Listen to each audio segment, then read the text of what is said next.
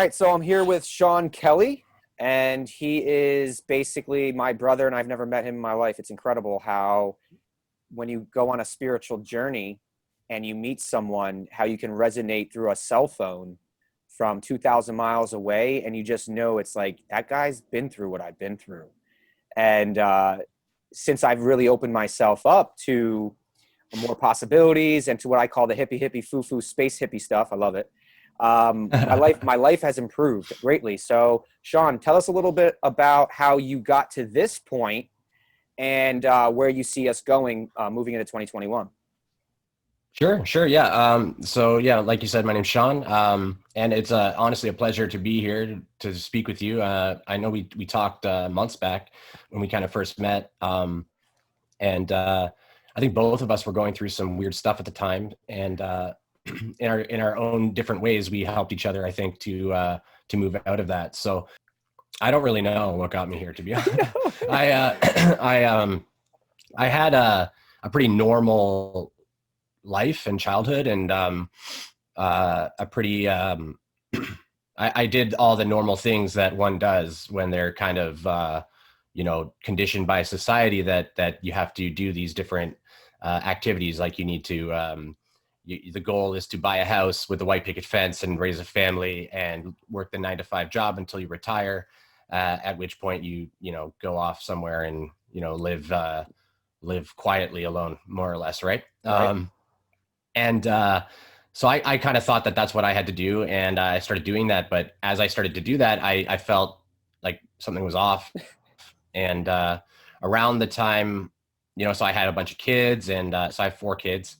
And I got into meditation and stuff like that.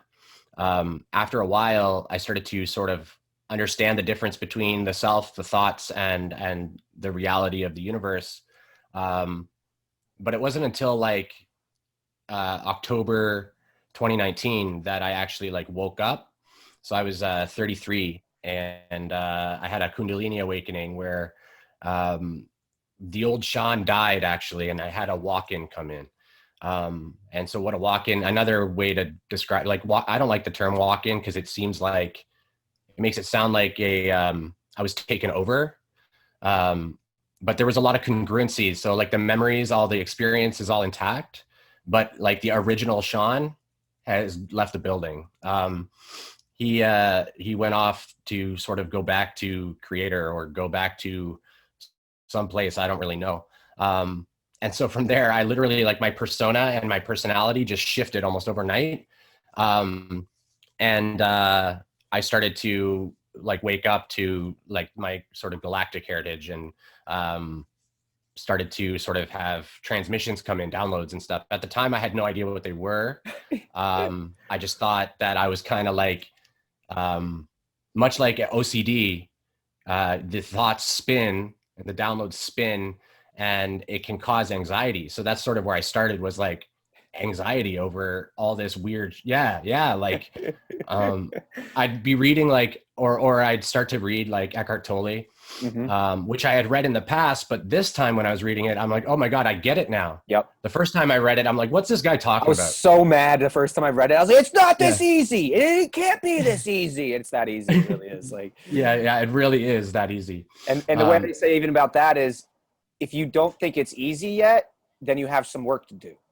And that's all it is. Yeah, exactly. If you Exactly. can't It means grab you haven't presents let out of go. nowhere. Yeah, exactly. There you go. Boom.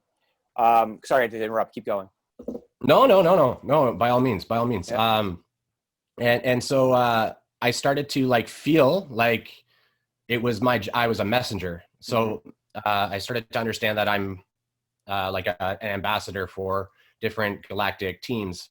I don't really talk too much about the names of the teams because all of that gets distorted. It does. Like a good example of like crazy distortion is that whole Q thing.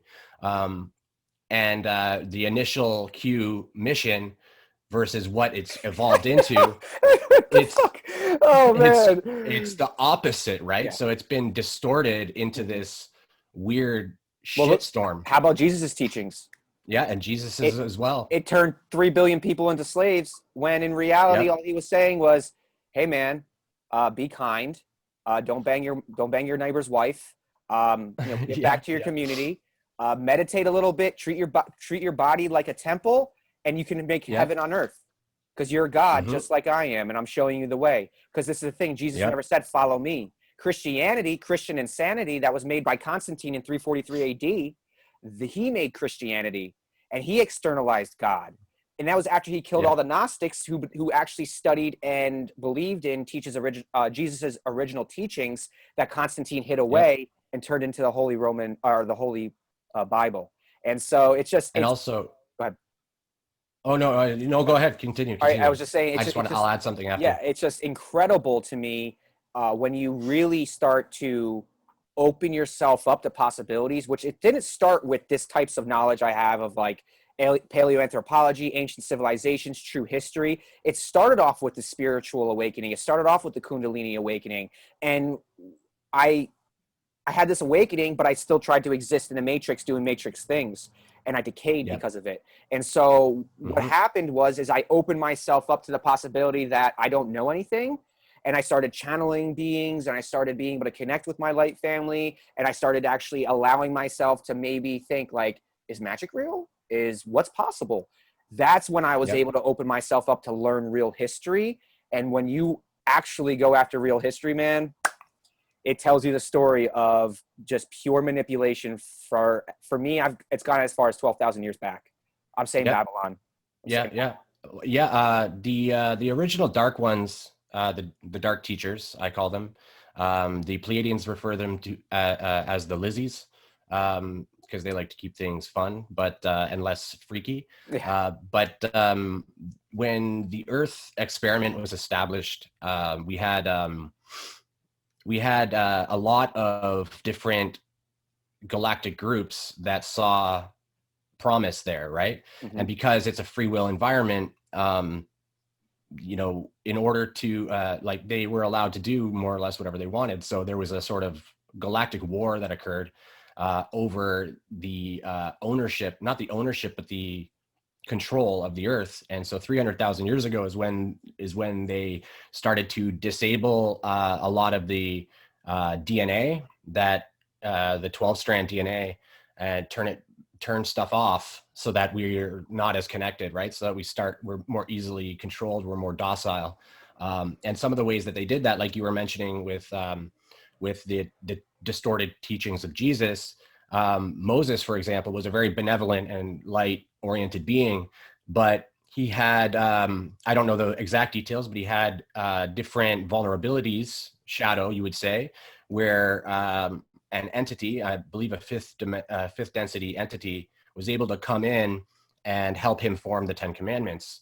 And the 10 Commandments are thou shalt not, which is dark control paradigm. And so it built this sin type relationship with like Christianity, and this concept of we have to behave these certain ways, otherwise we are sinners and we're going to hell and we're going to burn and stuff like that, right? When did the karma cycle begin? Because I heard that they actually have been able to manipulate the karmic cycle. Wasn't supposed to be on this planet, but they were Okay. able to somehow create. I'm going to go out there. This is going to get a little out there, and I know you believe. I'm talking for the crowd because this is going to Yeah. that the moon is an actual like a docking station for souls before they come in to the planet. Beyond Okay. being a literal satellite that sends information throughout the planets, because that's basically what all these planets are. They're always just communicating with one another, and Yep. they're shooting them back to God's source. That's what I believe, and that's what Mm-hmm. I've read. But so when did the karmic cycle, or what do you know about the karmic cycle beginning? Because what I heard was, I love Majestic 12. They have an amazing Twitter. It's probably Okay. kicked off now. I could send you, and I could put the link to this crazy document of like, it's out there. I mean, you really has to be. It's a resonance type thing. Mm-hmm. That's where I got the whole 369 kind of synchronizing my life to 369. That's how Nikola Tesla did it, and that's how he Yep. was able to create all those I was things. just going to say that. Yeah. Dude, Tesla. it's a game changer. It really is. Oh yeah. But the karmic cycle I read was basically when you die, you're not supposed to go into the light because that's reincarnation. You're going back into a birth canal and then you're being born again. You're actually supposed to think because you're consciousness. You're still Yeah. technically think, I guess it's not thinking, but and you turn around and you can see the whole universe, and then you go into the void. And what Yep. they've done is they have this marketing campaign, because again, everything's marketing, right? They have this marketing, go to the light, go to the light, so that you're constantly going into this karmic cycle. And if you were just stop and go, Interesting. I don't necessarily want to see that right now, and you go around for contrast, you'll see that that's the universe, and that's how you end your karmic cycle. And Yeah. so in a way, they've manipulated us into consenting to the karma by choosing to go into the light instead of turning around, because they never tell us about it. So that's just Interesting. what I've heard. So I want to hear what's your opinion on the Interesting. karma. So my understanding is that karma started because of the duality coming into existence. Yeah. So prior to duality, we didn't have the polarity, the service to self and service to other path. I don't know if that was on this planet or if that was on other planets like Marduk, or I don't know if you're familiar with that. I have not heard of that one yet. There's an asteroid belt. I don't know if is it after, in between Mars and like Saturn, or I think it's you're right, because it's right before Saturn. So that is the fragmentation of Marduk. There used to be a planet there, but they destroyed it. A lot of the souls that came here were from that planet. So the majority of our seeded population was from that planet. But prior to duality, we didn't have the veil either. So I don't know the timing of this. I just know the details that have come through. And essentially the veil was put in place because when we didn't have the veil, if you can imagine, the veil is two things. We are all one, right? And we're all connected to the earth and the universe. But the veil exists on the earth as a separation between realms, right? As a blanket, sort of, to keep things separate, except to allow those who seek and become adept to pierce the veil. But it's also internally, it's your subconscious, right? It's your unseen shadow and unseen mind that's acting and pulling in catalyst. And so you can imagine, when there was no veil, we had full control over all bodily function. We had full control over our emotion. We had full control over everything. So we were more or less not in a place of discontent or disharmony at all, right? Because if we experienced pain, like for example, if we hurt ourselves, we would immediately notice the trigger of the pain in the body, and then we would just cut off that impulse of pain because we don't need it anymore once we've noticed the pain. Dude. And then we just would heal it, right? Bro, I just started getting into the hemi-sync gateway process, but it's the way that through the CIA. For the CIA. So basically, what you're saying is when you learn how to control both sides of your brain, and the way you're able to do it is you have to manipulate the left side of your brain to open up the right side of your brain, and then through there you can feed thoughts into it. And that's why they use the mind control program that uses trauma, because trauma helps break that hemisphere brain barrier. And what I learned was that when you gain control of both your hemispheres, you can literally turn pain off, exactly what you're saying. And so it's called the Hemi-Link gateway process, and the CIA studied it. And what they said was basically matter doesn't exist. It's just oscillating fields of energy. I just wanted to throw that out there, because what you're saying, it's just incredible, because I just literally this week been getting into that. No, that's awesome. That's awesome. Mm-hmm. And yeah, you're right. And it's not just pain. It's all, when you see monks that can sit on the mountains for, without eating or drinking in the cold, and they're not perturbed by it, right? Yeah. They have control. They've unified. And it's my understanding is that it's through the decalcification of the pineal gland, and through empowering that, which starts to establish the link between and breaking down the barriers. And this is sort of your internal veil. We all have a veil of our subconscious, and it's through our empowering and managing of our own energetic systems and building our capacity for light, and our capacity for truth, and our capacity for our self-control, self-mastery, that we can start to work with those things. But prior to, like you were saying with the karmic cycle, prior to the veil and prior to duality, there wasn't disharmony. So we wouldn't do things to each other Yeah. in bad ways. In many, I don't even know if we'd be considered human at that point. Yeah. We weren't considered, according to Raw, we were mind, body, spirits, not Mm-hmm. mind, body, spirit complexes. So we didn't have the complexity of the duality illusion and the polarity. And that's why that got brought in, was to show experience, with a lot of catalyst, a lot of, like we need to see the Mm-hmm. darkness, right? We need to see And live it. negativity, and live it, and we need to experience it Mm-hmm. so that we understand what we are not, or we understand the parts of ourselves that we don't want to look at, that type of thing too. And so my understanding, though, is that right now we're in a stopped portion. So the karmic wheel has stopped because Felt we're in a like transition place between epochs. it feels like it, Um, man. I yeah, wanted to and talk to you. I wanted to talk to you about that because like I feel like I can't hold karma right now. And if I yeah, don't handle a situation the right way, especially with someone specific, that situation comes back around for me to handle it the right way. And I'm talking my mhm. entire childhood. I Oh relived yeah, again under the roof of my house with my family over the last 9 to 12 months. And it was all of the like life cycles I didn't properly grow through because of the trauma from my past. Um, and it was insane at times I was like, I feel like I'm 9 years old right now. Like I'm dealing with anger and yeah, resentment and pain because I was literally moving all of it out of my body yep, and I had to relive it again.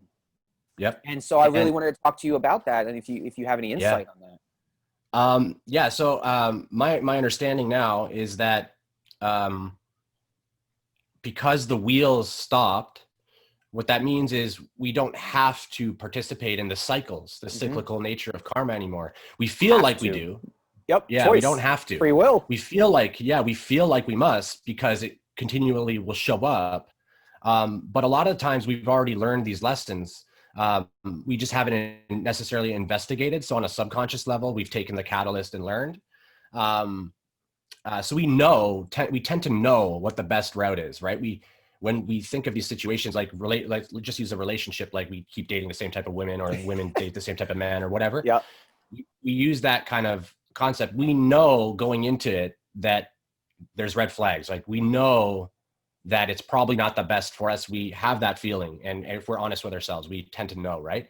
But then what we do is we project our desire of, we want this to work. If we do this and this, we can change them, right? And we can manipulate them into being the partner we need them to be. When really we know that that's not going to work. Ultimately, we may spend 5-10 years trying to do that, and then eventually understand that, oh, this isn't working, and cut it off. But that cutting it off, that can happen immediately, right? We don't have to wait. We can cut karmic ties now. So, but in order to do that, we have to make sure we process the catalyst that's been offered from that karmic situation. Yep. So, yeah, I think that it's hard. It's hard to do because we have biases. We have our personal, we have our personal prejudices about what's right and what's wrong. We have these biases that we have. And so we believe that we have to act in these certain ways, or that we feel tied, like we have to, a good example is family. Like we feel like we must continue to take abuse or toxicity from our family just because of the familial bond, things like that. And what we start to understand eventually is that we are empowered to make the decisions based on what is resonating with our heart and what is best for us.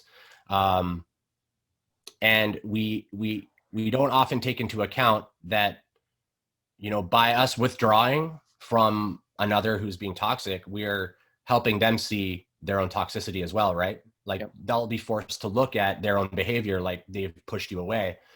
You've established boundaries and they're not Oh, going with them, right? I wanted to ask you a little bit about ancestral trauma because we're moving from karma and then family, and we're kind of going down this route. I'm starting to see how our flow of conversation's moving. And Yeah. I believe ancestral trauma, I don't believe it's genetic. I don't believe in genetic. I honestly do not believe that there's anything genetic. I believe it's all energy. It's energetic, but I don't believe it's Yeah. genetic. I believe Okay. genes are simply what we express based on all the stimuli, everything that comes in is how our genes are expressed. And so if you are around people who all have heart disease, and you stress out like they do, and you eat like they do, and you don't work out like they do, and you smoke like they do, you're probably going to get heart disease. And I'm telling you, that's not hereditary. But what I've learned about ancestral trauma Yep. is whatever you do not handle, whatever trauma from your past, we call it the shadow, whatever shadow work you do not do before you have children, you're going to push all your shit onto them, and then it's going to be on them to fucking heal it. So I'm trying to get people to really understand that it's not about pointing fingers and blaming everyone, and it's all about how can I heal my stuff so I don't Yep. put it on everybody else. And I wanted to hear your opinion on that, because I think it's time. Like the videos I've been making, it's kind of getting a little more stern. I love to be like love and light and this and that, but I'm a Marine, man. It's hard for me to just like, I just want to be real with people because I love people so much, and I want to see what's best for them. And all I'm hearing is wah wah wah, and it's like we've been doing this for the last 5 years. You know, towards the beginning of this awakening, we're now coming into the second wave. It's time to be like, all right, like let's go. It, like we said, we can break karmic ties. We know what ancestral trauma is. We know they're ETs. We know we're higher conscious fractals of light. There's no more excuses. Yep. So let's do the work. So what's the work to let go of ancestral trauma? I think with ancestral trauma, it's the same work that we do with ourselves, but it's all about surrendering and letting go of it.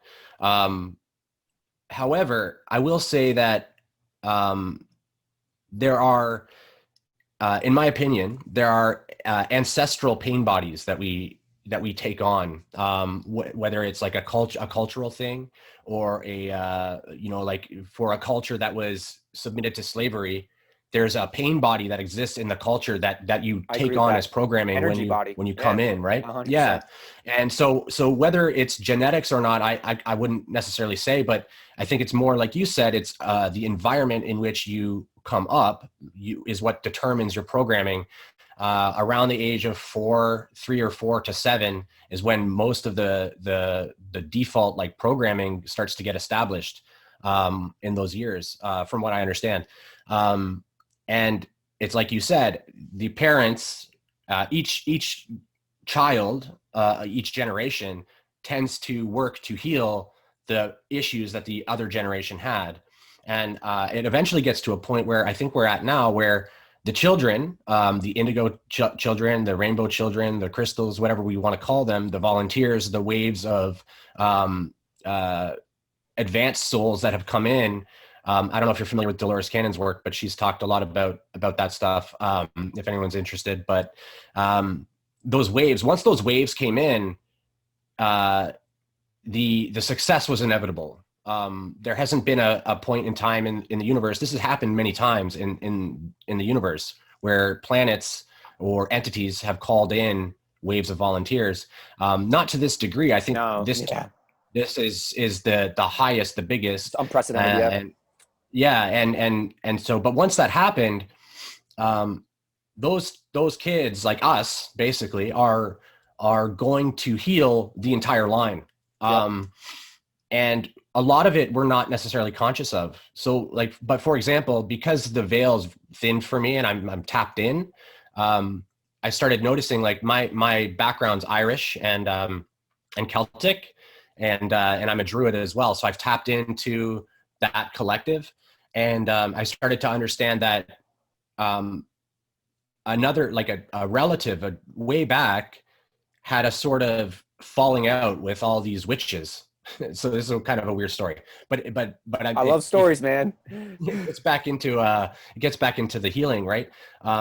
There was this rivalry between druidic groups and pagan witchcraft and things like that.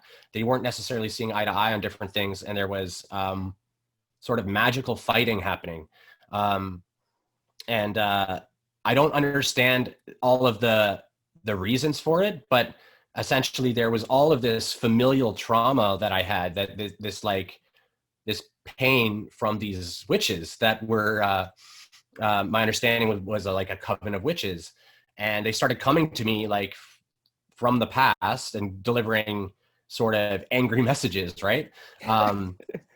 And what I had to do was, like, it was very weird for me, because most of my messaging that came in was always really positive and uplifting, and this was like darkness, right? This was different. Shadow. And yeah, it was shadow, and it was like me seeing these things, and I'm like, is this real? Like, I don't know, I ask but myself that all the time. Like half the time I'm like, am I talking to myself? And yeah, my guides are like, no, Adam, for the 100,000th time, you're not. It feels like I'm talking to yeah, myself. No, Adam, it feels no. like I'm talking to myself. Yeah. And I, it's funny, because that's, I think, part of the whole journey is literally going through that thing. And that's why on my channel, what I'm probably going to focus a lot on is mental health, because um, we can lose track of what is reality, right? A lot of the signals and the messaging that we get, the psychic messaging that we get, is intended for us. And when a lot of times what we'll do is we'll externalize it. So we'll have a message come through, and when we'll apply all this meaning from our bias to the message, and that will disrupt and distort the actual message. We'll start to move down this other path, but it's not reality. It's not truth. It's not light. It's like our own misconception of what we want this sign to mean. And what's so amazing about that, God and the universe sent me a lot of, or source. I'm trying not to use God anymore. It's just so ingrained. I try to use spirit, but for Yep. some reason I feel like, so I understand that we're all fractals of God, right? But like, that's still the big man to me. And I have a Yeah. personal relationship with him, her, it, whatever you want to call it. Like he's talked to me.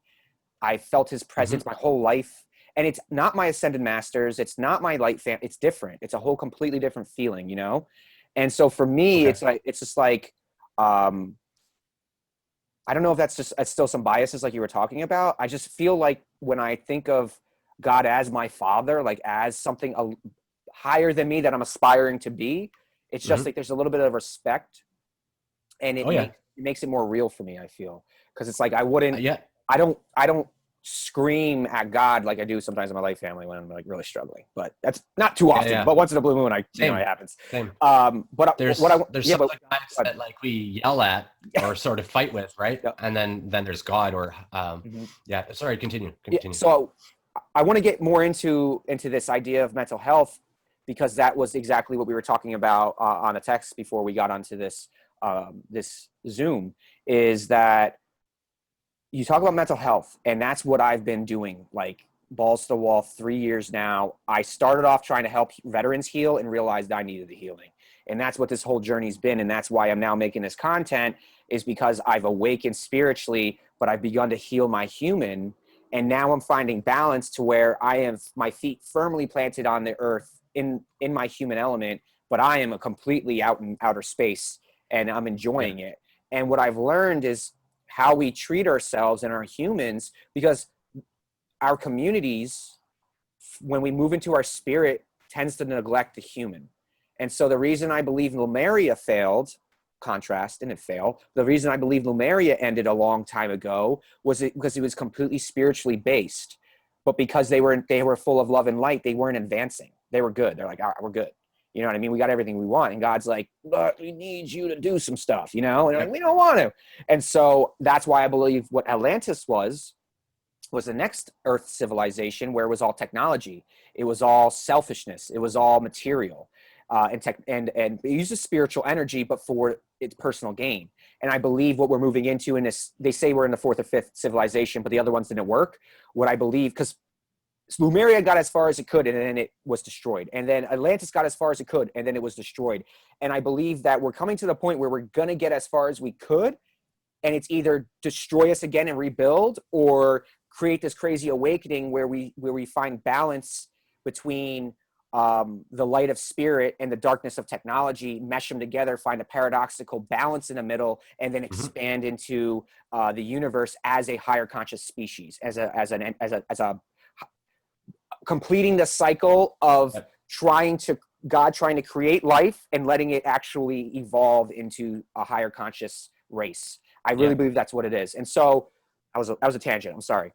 I was just trying to set the stage, because mental health is very important to me. I believe it starts in the body. And what I'm learning is what you put in your body is very important. So when I cut out alcohol, I stopped eating meat, not because I want to save the animals, though I do. It is honestly because it didn't agree with me anymore, and it was lowering my spiritual resonance, and it was making me feel like my body hurt. And so as I clean my diet up, this is exactly what we were going to get into, and what I'm drinking right here, I'll get into that. As I clean my diet up, I don't have the mania that I had. I was diagnosed bipolar last year. I was diagnosed with anxiety, depression, bipolar, and PTSD all at the same shot. Boom. And I was like, wow. Absolutely not. And I'm pretty sure I had it for 10 years, which they say an average person with bipolar waits 10 years before being diagnosed, because we all know we have it. It's not hard to see. But what I did was, I'm not going to get on those pills that are full of crap, and they're just going to they're going to treat me until I die. Or I can change everything that's killing me and become a whole new person. And that's what I've done. So what have you been able to do to improve your mental health? Because I know you've gone through the same thing I've gone through in this. How could you not feel crazy when everything's shifting and changing on you? Yep. What have you been able to do to ground yourself in your human, take care of him more, make sure you're doing your shadow work and giving him the attention he needs, so that you can have the improved mental health to continue this crazy spiritual path that we're on? So I think you're way more versed in this than I am. I'll give a little bit of my background though. So just to give people an understanding of like what I've experienced in the mental health regard. So I worked at a mental health hospital for about 5 years. So I worked with psychiatrists and different medical fields and things like that. So I was able to have all these interesting conversations. At the time, I had no idea it would lead into anything like this, right? Like talking about things at this level. But after my awakening, I started to lose track of reality, right? Like you said, you want to keep your feet on the ground, head in the clouds. You stay grounded while staying connected to source. And it's a balancing act. It's I call it balancing a marble on a ruler, or balancing a ruler on a marble. You'll get it. But if anything comes around, it's going to fall off. Yeah. It's I like to think a lot of what happens to us is a test of our peace, a test of our balance, a test of our ability to just deal with it. And so, but with mental health, like for me, okay, good. And stuff. Sorry, like I lost you there for a little bit, but it worked. It came back. Yeah, perfect. You were just talking about, again, working at the place. Learning about neuroplasticity at that place you were working at. Oh yeah. Neuroplasticity with meditation and stuff like that, and basically building gray matter. And that's what I was approaching meditation from, right? That perspective, not so much the spiritual side. But then when I woke up, suddenly I started to have like frequencies coming in, and started to have different guides and different entities show up, and I started seeing orbs and stuff. And I was kind of like, this is pretty wacky. And I wasn't balanced, right? And I started to really dive into magical practice as well. So I was empowering all of my energy while not knowing how to properly manage my energy. Right. And so I was manifesting, like I was becoming this crazy manifester, and like the weirdest shit would happen. Everything you think about would happen. Yeah. It all would happen because I trusted in myself.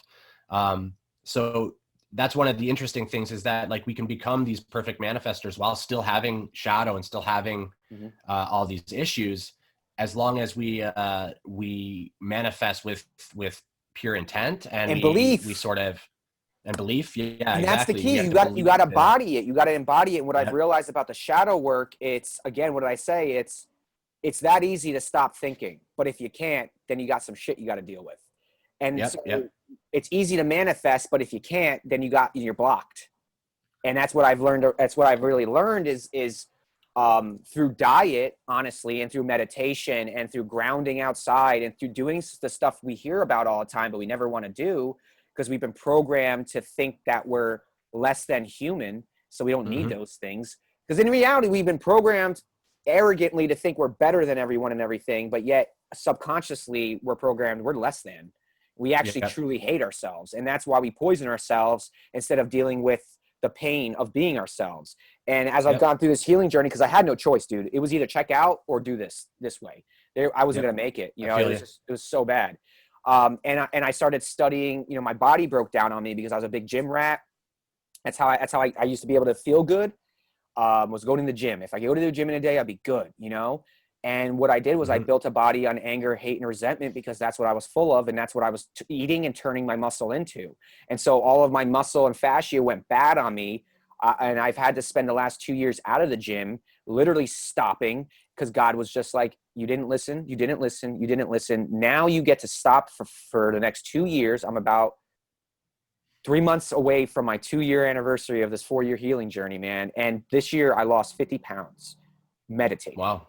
And I cut out alcohol for the last 15 months.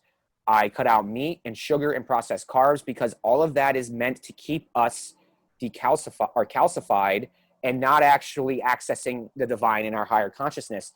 Everything that's out there, if it's cheap and if it's packaged, is meant to keep us sick and inflamed and emotional and stressed and not remembering who we are, what we are, and why we are here.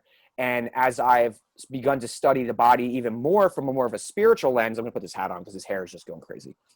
As I've gone through this healing journey and as I've started being able to choose different choices in the food and the drinks and everything that I put in my body, what I realized was I've always wanted to be this way. I've always wanted to live this clean. I have a couple times in my life, but I wasn't able to sustain it because I had a threshold for goodness. And when too much good started happening to me, it'd make me feel weird, light warrior, and I'd have to go back Punish yourself and punish myself and bring me back down to a frequency that was more comfortable, one that I believed in. And so what I learned is that we create these thresholds for ourselves, and we believe, and that's another reason I'm not big on diagnoses, is because that's your label that you get to create a threshold for. And I'm bipolar, so I can't be like, what? Just because you have had bipolar at points. Oh no, they say it's not curable. Well, they said, you know what they said was not curable too? Cancer. And Dr. Sebi did that. You know, he's the only doctor in the entire world that was able to claim he could clear cancer with diet. And he was taken to court and he proved it. And he was able to use that moniker. You know what I mean? They're finding out that dementia, type 3 diabetes, if you just go on a juicing fast for 14 days, your mind will clear. And so as I was able to go through the trauma from my past so I can make better choices, because I started to believe I deserved to make those better choices, I started to heal. My body started to feel better. I started to lose all this weight. And what I realized is I was never really fat. I was always in good shape, but I stored all of my emotion in my body, 50 pounds of emotion. And guess where I believe it's stored? In the fascia, in the myofascia system that they just rediscovered in 2007. Because it was the first time they were started to take live cultures where they could see a membrane layer when it's hydrated, it actually is raised up off the muscle. And so it goes skin, it goes your skin, 7 layers of your epidermis, and then it goes your myofascia system, and then it goes your fat, and then it goes your muscle. And it turns out that cellulite, all it is when you have your fascia, right? Your fascia gets pulled so tight that the fat pustules push through that grid almost like a mesh, and it's what it makes it look all cellulite, looks all ugly and stuff like that. And if a person who had cellulite, if all they did were to go down a foam roller and foam roll, it's horrible. It hurts so bad. I've been on a foam roller for a year now. But you foam roll that fascia and that scar tissue, all that extra skin from when you lose weight, that's all fascia, man. Because the fascia is a matrix that covers every bone, every ligament, tendon, organ, cell, neuron, neural pathway. To me, it's the spirit sleeve. It's how we feel everything in our body, and it's what our spiritual energy uses to operate our bodies, I think, through our myofascia system. And it's what expands. So like right now, I got my so like it expands to be able to hold all that muscle and all that fat. And then all of a sudden people lose all this weight. And because they didn't balance their micronutrients, because they didn't start taking collagen, because after 30, your body stops making as much collagen, which is all for your hair, skin, nails, teeth, all of your external, parts of you. It's all keratin. And that's all it is collagen just helps your DNA sequence. It helps it replicate and fix itself. And so as I'm beginning to study micronutrients, I'm realizing that we've been marketed into this whole idea of it's all about your macros, which means fucking nothing, dude. Like I'm eating a third of what I've ever ate before, and I have more energy, and I'm healthier than I ever been, and I'm going to be stronger when I get to that point. And what I've learned is that it's all about your micros. You know, it's all about folate acid. Definitely look into folate acid. So there's this new product that came out. It's called Dirt. I'm thinking about becoming an affiliate of it because I'm so behind it.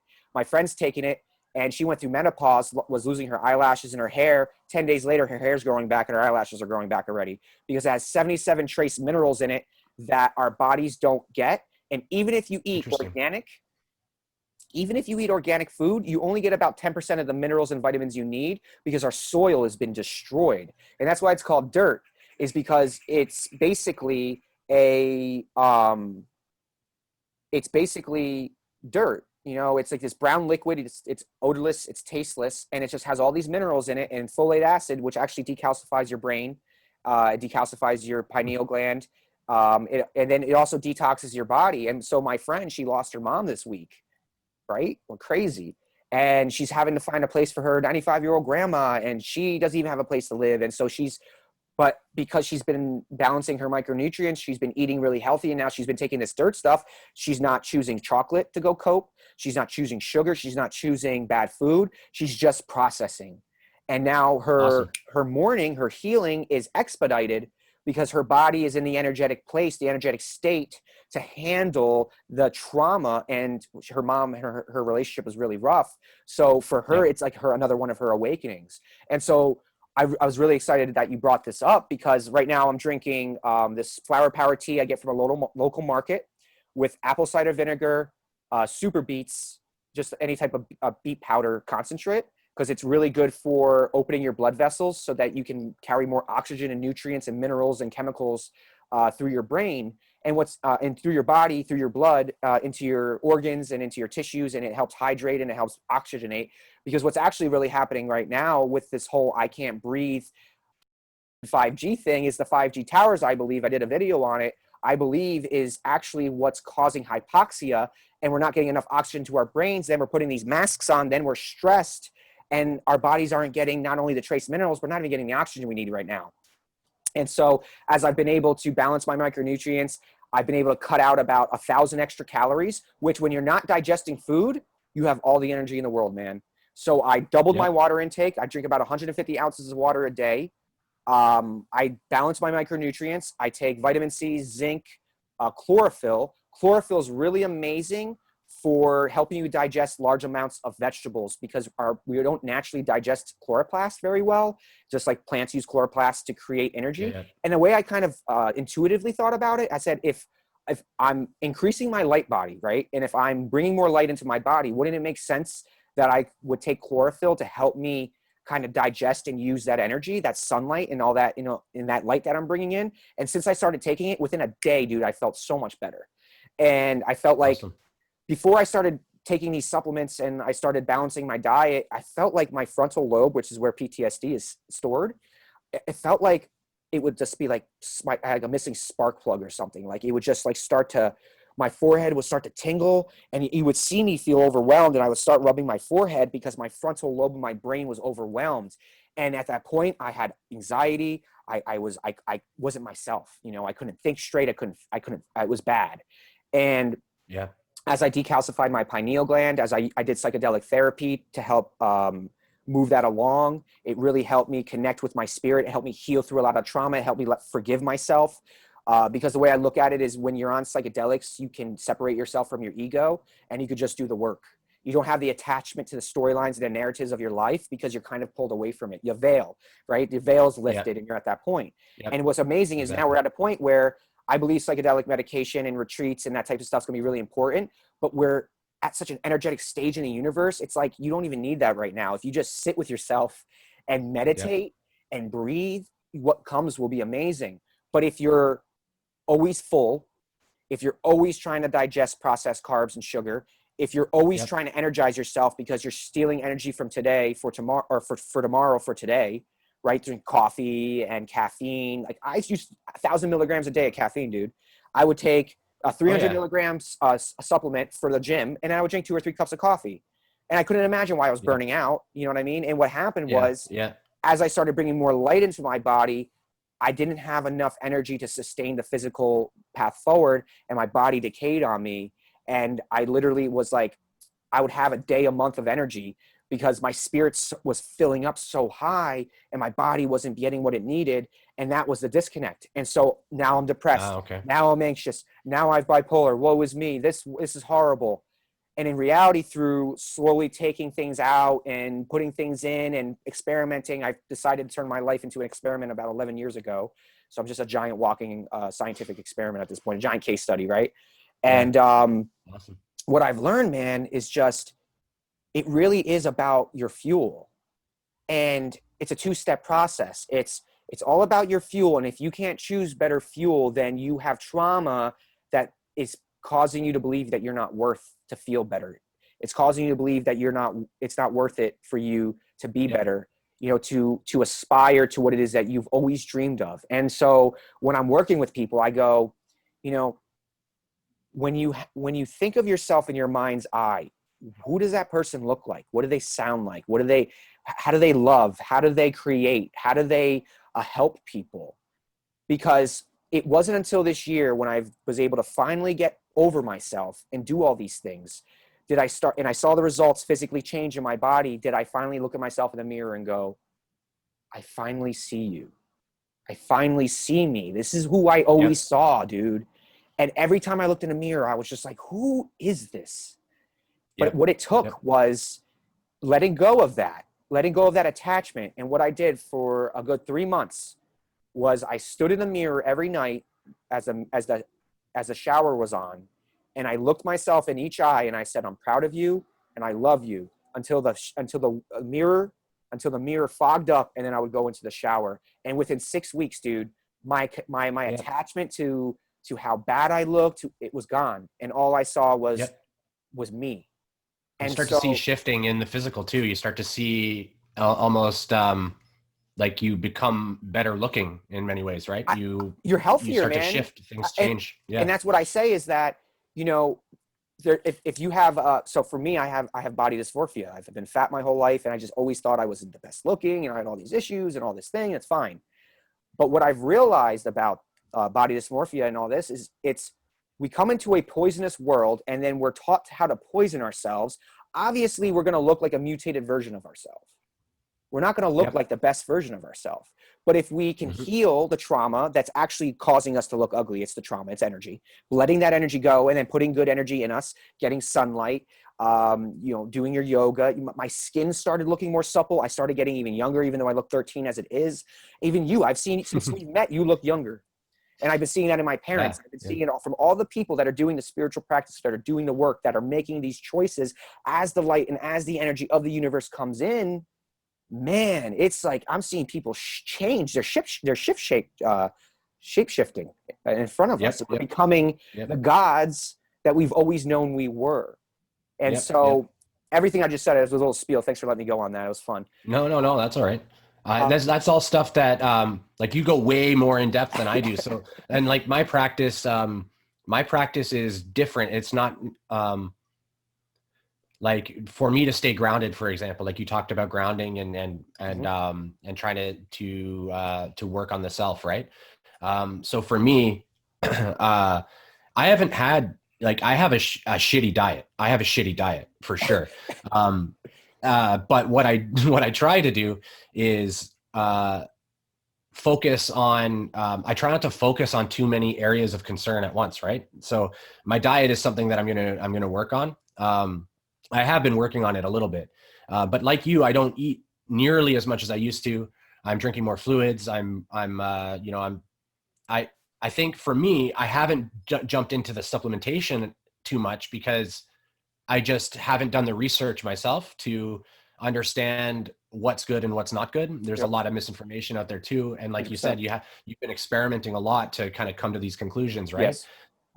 Which is awesome because you can help people who don't have the time to experiment, or, you can help them speed up their process, right? But for me, it's about meditation walks. Like I call them wizard walks. Oh, I like it. But yeah, essentially I just meditate while walking and connecting with nature. And I just sort of walk in circles around wherever I'm at. And I tend to envision light coming in through the crown chakra, through all of my systems here, and then grounding into the earth. While I'm doing that, sometimes I'll imagine myself like generating balls of light and throwing them around, or tornadoes of light, things like that. And what this does is like, it helps to energize the system, and it helps to, you're still connected up in the sky, right? Up in the clouds, but you're grounding. And real quick, that energy. And when you think of something, it's real, man. This consciousness yeah. that we have, it's a God creation consciousness. And so what I'm learning is like, if you have a thought, you've now created a new timeline in a possibility, and you don't know where that's going to take you. And I believe that we're the main fractals that create all these timelines, and then a part of us goes and walks that timeline. So keep going. I just wanted to hit that. Just want to throw that out there. No, and yeah, there's infinite potentials too. The quantum potentials for each next now moment, right? Time's an illusion as well, right? So when we're sitting in this density, this dimension, we perceive things through time as if things are separate moments, or that time is real, right? But what's actually happening is it's all a unified moment of now, and because of that, it's infinite in nature. It has no end and no beginning. And there's it's not like you could go one way or the other. You actually traverse multiple realities, multiple dimensions, multiple timelines, like you were saying. And it's all about embodying like you said, imagining who you are at your core, who you really are, and being that, and accepting that, right? And then with love, accepting the pieces of yourself that suck, maybe what you want to embody, right? Yeah, like there's parts of yourself that they are there, and to push them aside is to bypass. And it's neglect. Yeah. If you just push it aside, it's spiritual bypassing. But if you understand it, bring it in, consider it all, use that as the catalyst for growth, and bring it in with love, heal it. It becomes no longer a concern. It almost feels a power, and it's almost like a superpower in almost a way. Yeah, it is. Yeah. And so for me, like I got put in a mental facility twice, or actually 3 times. And they didn't diagnose me with anything. And I was put there against my will. I didn't volunteer for this. The first time it was like 1 day or something, but then the next time it was like 5 days. They said I probably have schizophrenia and I probably have psychosis. You're just a starseed, it's fine. Yeah. So I'm like, no, I'm talking to aliens, bro. And he's like, so they would watch me, and I didn't know that they were doing this, but they had like a camera in my room, and I think they had a microphone in there too. So they'd watch me sitting in there meditating and sort of talking with my guides, and they'd be like, oh yeah, he's schizophrenic. Look, he's talking to himself, and all that type of stuff. So to wrap up this, we'll call it a session. I like calling it a session. I don't want to call it an interview or anything like that, because I have a feeling we're going to be doing more of these. This was amazing. I feel like I'm talking to myself. No, I love it. I love it. What could you leave someone who is starting off on this awakening journey? They're having the troubles that we've had, right? So they're not connecting with people the way they used to. They're isolating more. Their diet's changing. They feel kind of cruddy. What's some advice you can give them in 2 minutes that could help kind of maybe influence them to keep going and not to give up? So something that helped me the most is to release all of that pressure that I've put on myself. So to stop worrying so much about all the other people, because at the end of the day, when you change yourself and heal yourself, you're going to heal the rest of the things around you. It's a byproduct of your internal work. We reflect out what's within, as within, so without, as above, so below, the Hermetic principles. All is vibration. And as we start to understand that, we can focus on bringing our vibration up by relinquishing our self-judgment, and our sort of hatred of ourself, right?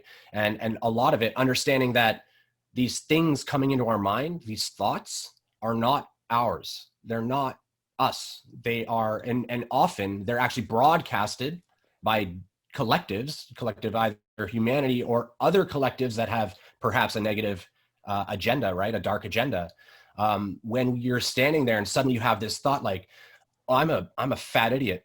Like, that's not you thinking that, right? That's an implanted thought. That's a negative dark agenda thought that's come into your awareness. And you don't have to accept that. You literally just say, oh, that's not me. That's not mine. Dude, And I've realized that yeah. that's really powerful, man. Go, like, I want to keep, Oh want you yeah. to keep going, but like the next conversation, I want to get into dark entities really, but this is incredible, Sure. man. This is amazing advice. Keep going. I'm sorry interrupting. No. That's all right. That's all right.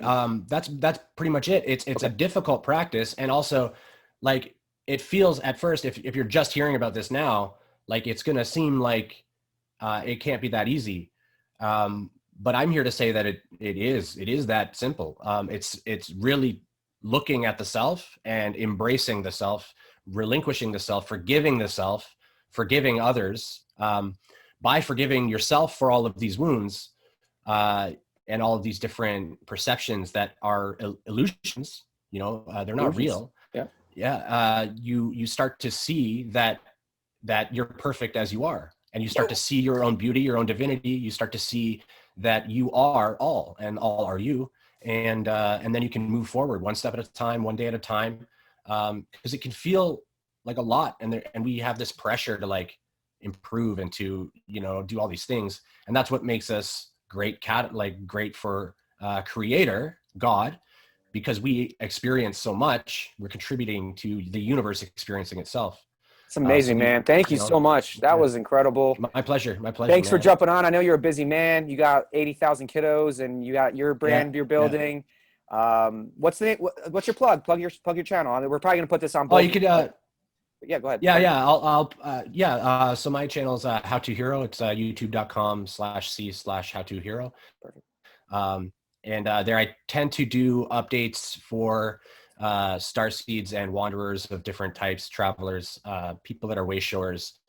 Mostly my content's geared towards like a light and service to others and love type truth and exposure. A lot of the stuff that I talk about is a bit deeper than some of the other channels I've seen. So, and that's, I'm not trying to like promote myself in that way, but it just seems to me that I'm trying to talk about things that I don't see other people talking about. So the name of my channel is Conspiracy Realists. So, I mean, it's what it is, man. And I already know that we're going to do a lot more of these going forward. I'm really grateful for you. Me too, his brother. name's Sean Kelly, but his real name's Kai. That's his spirit name. My spirit name, I guess it's Ace. It just fits. Okay. And I've always wanted a nickname my whole life. You know what I mean? And my name's Adam, which is a great name to begin with. But I feel like I'm moving away from Adam a little bit. And what I've realized is I don't want to label as much. And so what ACE stands for, honestly, is always compassionately evolving. And so for me, I'm still a human and I have a human experience and I have a name and I have all these things, but I'm also moving into a whole new way of being. And I'll always have this while I'm here on this planet. But there's another element to me that is now blossoming, and I'm embracing him, and I'm very grateful. And so, Kai, I appreciate all your time. Thanks. This is a wonderful conversation. And I loved it. Whenever you want to do another one, dude, I'm all about it. Hopefully we get to do some meditation experiences together, maybe do a ceremony or two. But this is a journey I'm on, man. Cool. I want to go across the entire world doing this stuff. But baby steps, right? One conversation at a time, brother. All right. I'll talk to you soon. All right. That's right. All right. Talk to you soon. Take care, man. Talk to you soon.